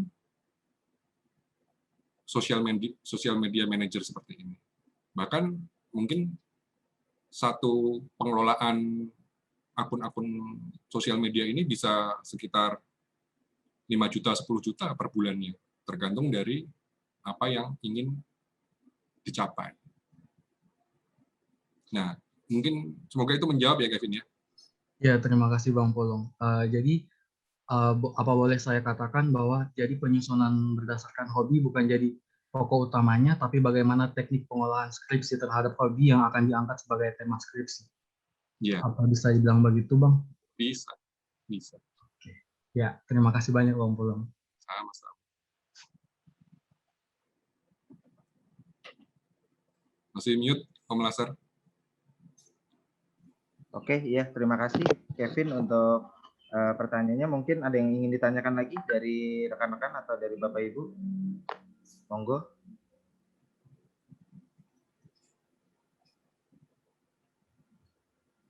Halo. Mungkin Pak Teddy nggak nanya, Pak Teddy? Pak Teddy mungkin? Atau diskusi Pak Teddy? Ya, terima kasih. Mau bertanya tentang ini. Kan sebagian mahasiswa itu tidak suka dengan coding gitu ya. Nah, kira-kira apakah bagaimana pengaruhnya? Apakah kemudian tidak ada pengaruh kepada karir lulusan informatika ke depannya yang terkait dengan kompetensi di bidang coding? Nah, sepengalaman Mas Pulung ini, bagaimana gitu baiknya bagi mahasiswa-mahasiswa kita di informatika ini? Terima kasih. Ya Pak Teddy, terima kasih Pak Teddy. Ini memang menjadi konsen saya juga Pak Teddy. Jadi waktu dulu saya di Teknik Informatika Trisakti itu kan dibagi menjadi 3 konsentrasi, di mana ada konsentrasi jaringan, multimedia, dan programming Pak Teddy. Kalau sekarang kemarin kata Pak Anu sudah nggak ada lagi, tetapi yang perlu kita sadari memang kalau kita ngomong informatika, itu kan nggak cuma programming aja Pak Teddy, ya kan? Yang tadi saya sebutkan tadi, seorang ahli informatika ternyata bisa menggunakan data mining sebagai analisa. Nah, data mining ini kan nggak cuma hanya programming, tetapi mereka bisa menggunakan data-data ini untuk dianalisa sebagai apa, gitu kan? Nah, untuk bisa menganalisa suatu data, untuk bisa menganalisa sesuatu, itu kan mereka dibutuhkan juga ke depannya di dalam bekerja. Jadi saya yakin, walaupun memang harapannya adalah mereka pintar-pintar programming, tetapi tidak semua orang teknik informatika ini pasti pintar programming juga. Gitu. Kalau Pak Teddy tanya saya, apakah saya bisa programming? Saya bilang saya nggak bisa programming, Pak. Karena waktu dulu pelajarannya Pak Nung saya dapat C gitu. Susah juga gitu. Tapi memang ya begitulah Pak Teddy fenomenanya. Seorang sarjana komputer tidak bisa programming itu wajar. Tetapi pasti ada yang dia bisa. Apakah dia bisa desain, apakah dia bisa networking, atau dia bisa ke ilmu yang lain. Karena komputer ini kan luas, tidak cuma software, tapi ada hardware-nya juga. Gitu. Dan juga sekarang, kalau kita bicara tentang dunia digital, ada yang disebut dengan digital marketing. Apakah orang-orang ekonomi ini mengerti tentang digital marketing? Apakah orang-orang ekonomi ini mengerti tentang Bitcoin? Apakah orang-orang ekonomi ini mengerti tentang cryptocurrency? Kan tidak. Yang mengerti tentang teknologi, yang mengerti tentang ini adalah kita sebagai orang-orang teknik informatika. Oleh karena itu mungkin berdasarkan pengalaman saya nggak akan, saya tahu sih pasti ada mahasiswa yang pinter coding dan ada yang nggak pinter coding. Oleh karena itu mungkin tugas saya sih Pak Teddy sebenarnya untuk mengarahkan mereka larinya kemana. Apakah mereka mau jadi programmer? Kalau jadi programmer ya kita push. Makanya saya bikin skripsi yang tentang startup itu, karena mereka orang-orang yang jago-jago programmer semua. Tetapi untuk yang orang-orang yang programmingnya lemah, saya bisa larikan mereka ke analisa data mining, atau mungkin ke komputer ke yang lainnya dan sebagainya. Nah, semoga dengan apa yang saya lakukan ini nggak salah sih, tapi saya kok berharap mereka pasti mengerti tentang teknologi dan mereka bisa berkecimpung ke dalam dunia IT ini, Pak Teddy. Gitu aja Pak Teddy dari saya. Mohon dikoreksi kalau salah Pak Teddy. Guru saya juga nih, mohon maaf. Baik, boleh nanya ke yang kedua kalinya? Monggo Pak Teddy. Silakan Pak. Ya, ini kan kalau kita lihat ya, Udinus ini sebagai satu perguruan tinggi swasta terbaik dan terbesar di Jawa Tengah nih. Nah, ini bagaimana cara-cara kiat-kiat pengembangan dari perguruan tinggi Udinus oleh Mas Pulung, dan juga khususnya di prodi informatika ya, dan informasi, sehingga banyak sekali mahasiswa yang ada di kampus Bapak nih. Ya Pak Teddy. Ya. Jadi memang alhamdulillah teknik informatika di Udinus ini menjadi pilihan dari teman-teman yang ada di sekitaran kami. Sebagai mungkin sebagai pengetahuan aja bahwa satu angkatan untuk teknik informatika di tempat kami itu kira-kira bisa 700 sampai 800 orang. Satu angkatan teknik informatika aja. Ini kan akhirnya membuat kita harus berpikir keras bagaimana supaya mereka ini bisa berguna ke depannya, karena kami nggak mau meluruskan sarjana komputer kok nggak bisa apa-apa gitu kan. Itu kan menjadi tanggung jawab berat juga gitu. Nah, yang paling penting adalah kalau menurut saya adalah sinergi antara rektorat dan yayasan, di mana dari rektorat dan yayasan ini mereka punya visi dan misi yang sama. Kalau mereka punya visi misi yang sama, akhirnya akan menurun ke prodi juga, ke jurusan juga. Dekanat tahu bahwa ini visi misi yang akan didukung oleh rektorat. Rektorat tahu bahwa mereka akan menurunkan kebijakan yang didukung oleh yayasan.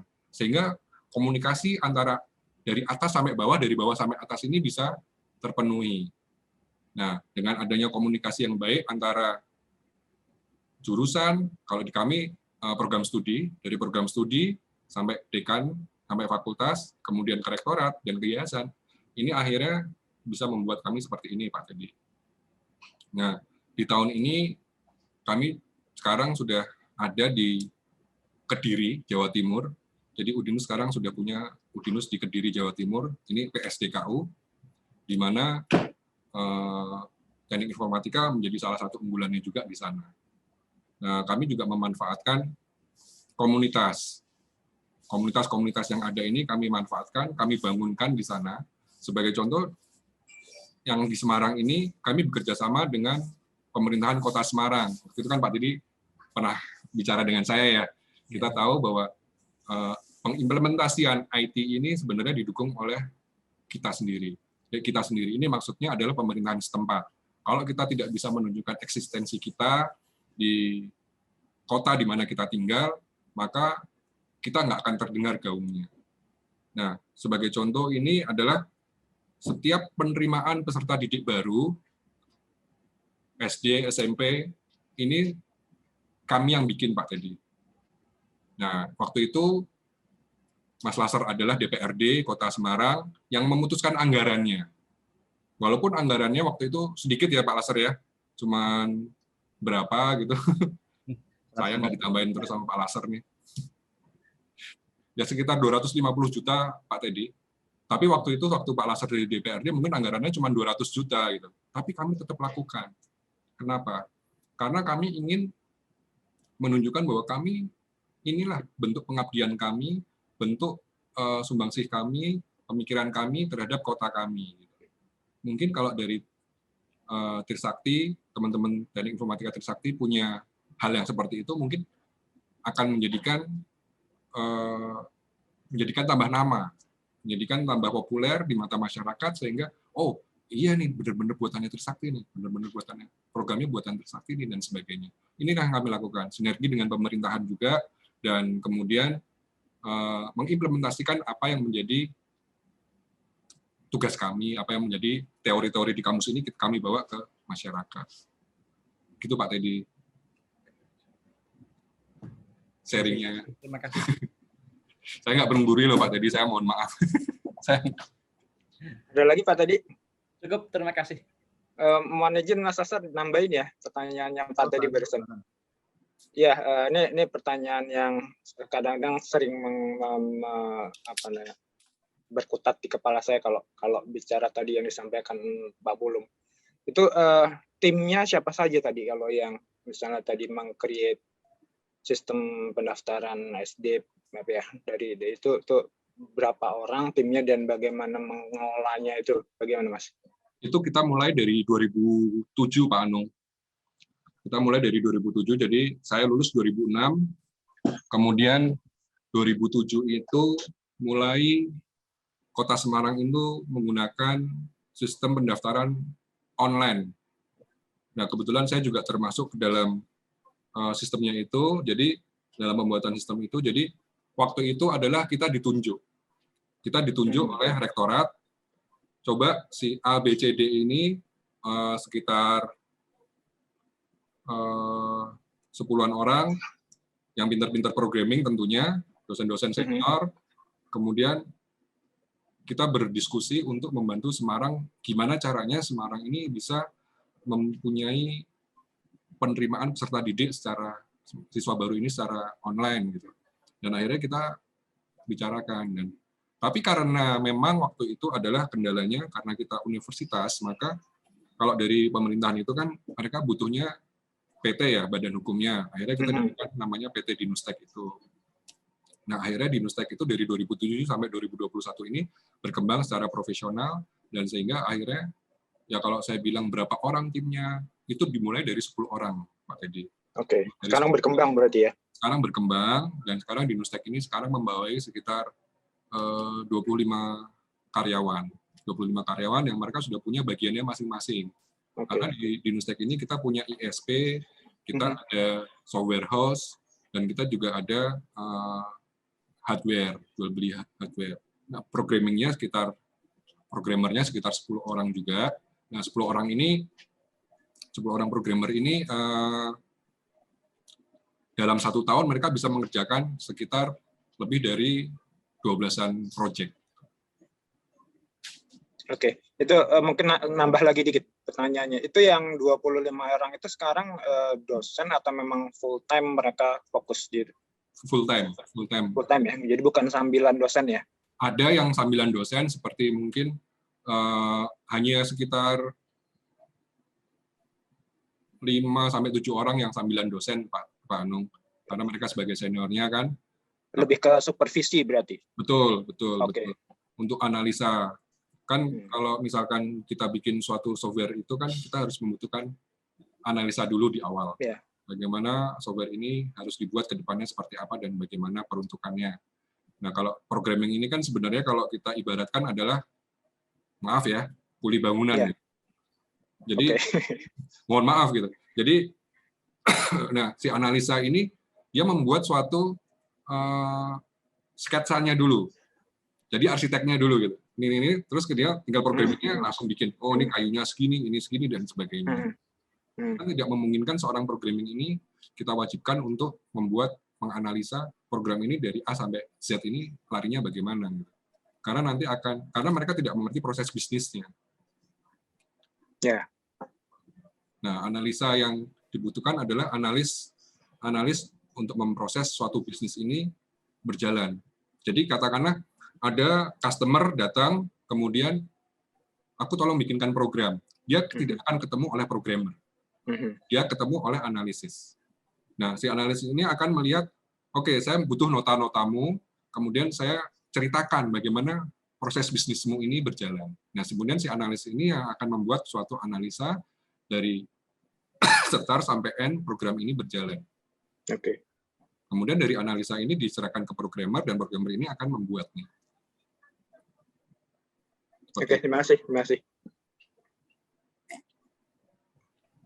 Gimana Pak Anung, ada lanjutan? Ada yang ingin ditanyakan lagi? Cukup, insya Allah cukup. Oke, terima kasih Pak Anung. Teman-teman ada yang ingin ditanya lagi? Ini di sini ada Deza nih, Deza, Azahra, terus ada Mas Aldiani, ada Ida Ubaida. Gimana ada yang ingin ditanyakan? Terus ada Mbak Farida Nadeak. Gimana ada yang ingin ditanyakan dari rekan-rekan? Halo, Deza, Mbak Zahra, dengar suaranya? Halo, atau mungkin ada teman-teman yang lain yang ingin ditanyakan? Monggo. Ini ada Nio None, terus ada Bu Rizal Katami, terus ada Mbak Rizka Putri. Gimana? Ada yang ingin ditanyakan? Monggo, silakan, nggak apa-apa, santai aja, mungkin diskusi ringan. Kalau ada dari teman-teman mahasiswa yang kendala di perkuliahan atau materinya seperti apa, mungkin bisa. Nggak mempengaruhi nilai ya, Mas Lasar ya? Dalam? Nggak mempengaruhi nilai ya? Nggak mempengaruhi nilai, kan? Takutnya kalau nanya terus nilainya berkurang ya. Justru nilainya bertambah harusnya Pak Anung. Oh, ditambah harusnya ya, udah. Iya.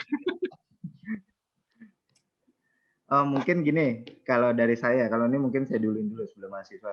Ini tadi melanjuti pertanyaan dari Pak Teddy dan Pak Anung. Jadi yang pertama itu Bang, ini kan kita kan lagi booming nih terkait masalah data analitik nih Bang. Nah kalau boleh tahu Bang, di Udinus sendiri terkait masalah kurikulum data analitik ini, data science, terus data analitik ini implementasinya bagaimana? Apakah ada sebuah keharusan baik di Prodi Teknik Informatika, Sistem Informasi, itu harus diimplementasikan seperti itu? Karena kan ini ada selama ini concern saya kan, apa sih sebetulnya perbedaan antara Prodi Teknik Informatika dan Sistem Informasi dan Prodi-Prodi komputer lainnya gitu. Itu pertanyaan yang pertama saya. Terus yang kedua terkait masalah apa tadi strategi branding dari Udinus sendiri, mungkin yang bisa kita adopt dari sana itu branding selain tadi kerjasama dengan Pemkot, terus apa ada strategi marketing dan branding lainnya yang bisa supaya ini gimana caranya supaya mahasiswa bisa bertambah nih di mana di jurusan kita seperti itu Bang. Mungkin itu dulu Bang, monggo Bang. Saya jawab yang kedua dulu deh, yang gampang. Ya, siap, monggo Bang. Kalau yang strategi brandingnya itu memang kalau kita lihat kampus yang baik itu pasti, atau kampus yang dipilih oleh mahasiswa itu pasti yang akreditasinya tinggi gitu ya. Nah, berarti kita memang harus arahnya larinya ke akreditasi, di mana di poin akreditasi itu jumlah pengajar, doktornya, rektor kepalanya itu harus banyak. Nah, itulah yang kita lakukan sebelumnya. Jadi 5 tahun, 10 tahun ke belakang, memang dari rektorat itu memerintahkan kita untuk semuanya sekolah doktor. Dari sekolah doktor itu, sebagai contoh, saya ini lulus 2006. 2006 belum menikmati kebebasan. 2007 suruh kuliah lagi S2. Selesai 2009. Begitu 2009, baru bernafas sebentar, disuruh lagi kuliah S3 lagi.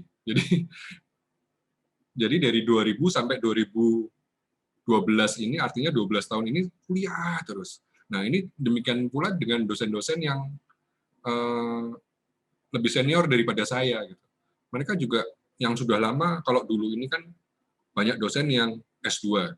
Tetapi begitu S2 ini sekarang, di era ini sekarang nggak kepake. Walaupun mereka sebenarnya ilmunya lebih banyak, pengalamannya lebih banyak dibanding yang S3. Karena yang S3 ini sekarang yang baru-baru semua.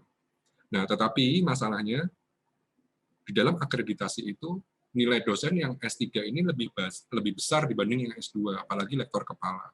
Nah, kebijakan 10 tahun yang lalu untuk menyekolahkan dosen-dosen yang tua ini nggak ada yang mau sekolah. Gitu. Karena ya kita sudah punya anak istri atau suami, tiba-tiba disuruh sekolah untuk ke luar dari kota Semarang.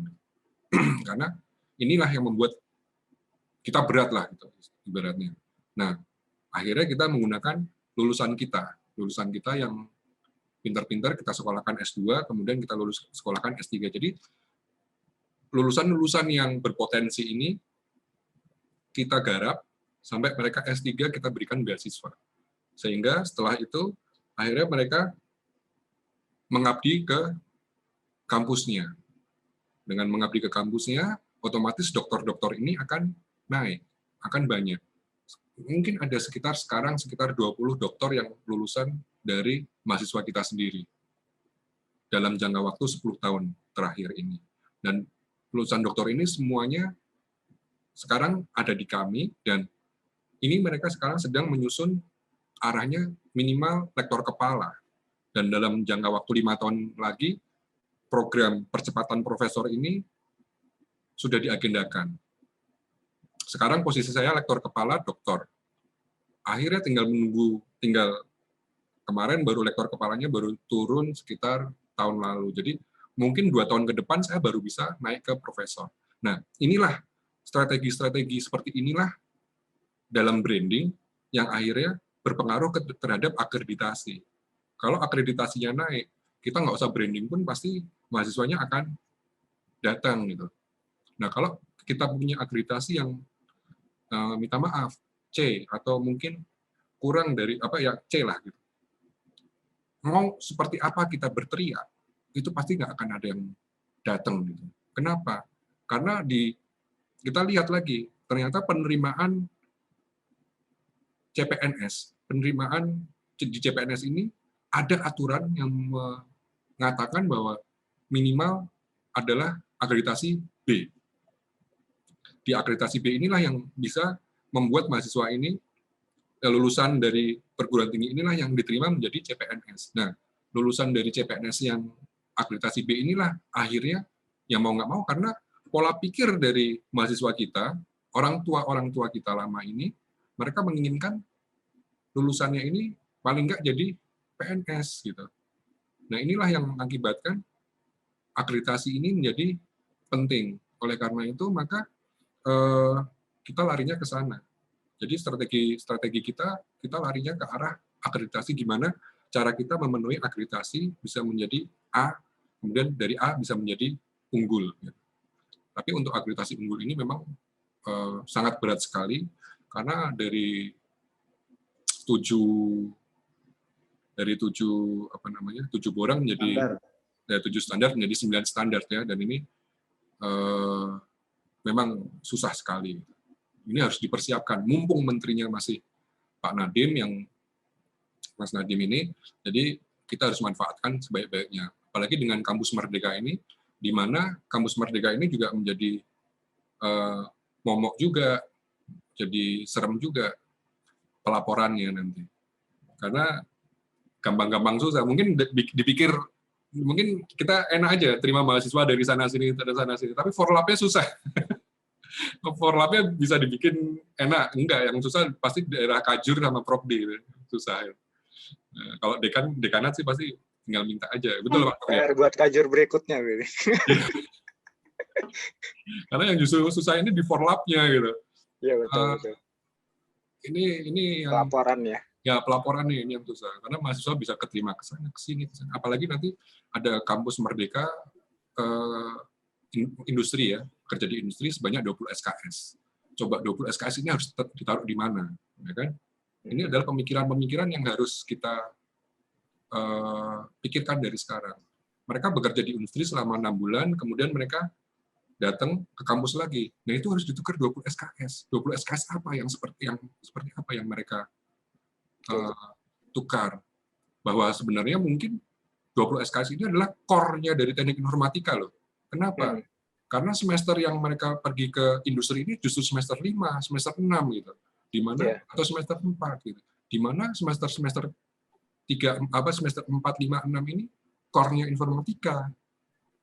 Gitu kan? Berarti satu semester ini bingung apa yang harus kita lakukan. Nah, ini strategi-strategi bagaimana kita menjalankan seperti itu. Nah, untuk yang tadi awal Laser? Yang hubungan data analitik, data science terus dengan jurusan ini kan implementasinya bagaimana? Terus supaya bisa meletakkan perbedaan antara prodi teknik informatika dan sistem informasi dan prodi-prodi ilmu komputer lainnya, Bang. Ya, kalau sistem informasi sih mereka ya ini saya mohon maaf karena memang saya nggak menguasai detail tentang sistem informasi ini, Pak Laser, jadi saya mungkin nggak berani untuk menjawab lah ya. Bukan bagian saya. Mohon maaf. Siapa? Tapi tadi yang Kampus Merdeka ini sebenarnya itu perlu kita pikirkan bersama. Mungkin kepala jurusan yang berikutnya itu Pak Anung ya. Pelaporannya yang susah. 20 SKS loh ditukernya itu kan taruh mana. Ya, itu aja. Mungkin kita akhiri saja ya untuk sesi tanya jawab untuk webinar kali ini. Saya berharap mungkin dari materi yang sudah diberikan oleh Pak Pulung tadi terkait bagaimana cara mencari tema skripsi, lalu tentang bidang apa saja, bidang penelitian apa saja yang ada di teknik informatika dan sistem informasi, tadi termasuk ada data analitik, data mining, terus ada image processing, terus ada e-sport juga tadi kalau yang saya tangkap, terus dan ada beberapa bidang lainnya, terus nanti mungkin bisa dikorelasikan dengan beberapa dunia usaha dan dunia industri. Seperti itu tadi gambaran-gambaran yang saya sudah tangkap, dan saya berharap dari materi yang diberikan oleh Pak Pulung tadi bisa bermanfaat untuk kita semua, dan ke depan saya mungkin ada harapan lagi bisa bersinergi mungkin antara Universitas Trisakti dengan Universitas Dian Swantoro, atau mungkin bagaimana nanti kolaborasinya atau ke depannya, atau mungkin Universitas jurusan Teknik Informatika bisa bekerja sama dengan pemerintah provinsi atau beberapa dunia industri lainnya. Seperti itu mungkin dari saya sebelumnya atas nama panitia dan jurusan Teknik Informatika Universitas Trisakti, kami memohon maaf sebesar-besarnya Pak Pulung kalau semisal dari kami ada yang kurang atau ada yang salah. Mungkin nanti ke depan kalau semisal ada waktu Bang, nanti bisa kami undang lagi untuk mengisi narasumber ya Bang ya. Siap. Dengan senang hati. Sekali lagi kami terima kasih Pak untuk kesediaannya Bang Pulung untuk mengisi pada materi kali ini. Mungkin untuk sesi webinar kali ini kita dapat akhiri, dan waktu dan tempat mungkin saya kembalikan ke Pak Anung atau Bu Ratna. Terima kasih. Mungkin monggo Pak Anung. Ya. Terima kasih Mas Laser. Mungkin Bu Ratna terakhir ya menyampaikan informasi acara berikutnya. Silakan Bu. Minggu depan ya. Oke. Baik, sekalian saya tutup aja kali ya. Jadi menginformasikan untuk acara minggu depan itu adalah topiknya Geospatial Solution for Business and Industry gitu ya, dengan pembicara Mas Sandi Aditya, Informatika 2001 kalau nggak salah ya, begitu. Insya Allah dimulai di jam 10 ya sampai jam 12 gitu. Demikian Pak Anung, saya tutup sekalian ya. Terima kasih Mas Pulung ya atas kehadirannya di webinar di Trisakti hari ini ya. Menarik sekali gitu. Semoga nanti kalau diundang lagi bersedia lagi gitu ya. Seperti pulang rumah kok Bu. Ya. Baik. Saya atas nama dari jurusan informatika mengaturkan terima kasih yang sebesar-besarnya. Saya tutup dengan membaca hamdalah, alhamdulillahirrahmanirrahim. Assalamualaikum warahmatullahi wabarakatuh. Waalaikumsalam warahmatullahi wabarakatuh. Terima kasih Mas Pung. Terima kasih Bapak Ibu. Terima kasih Pak Anung, Mas Laser, Bu Ratna.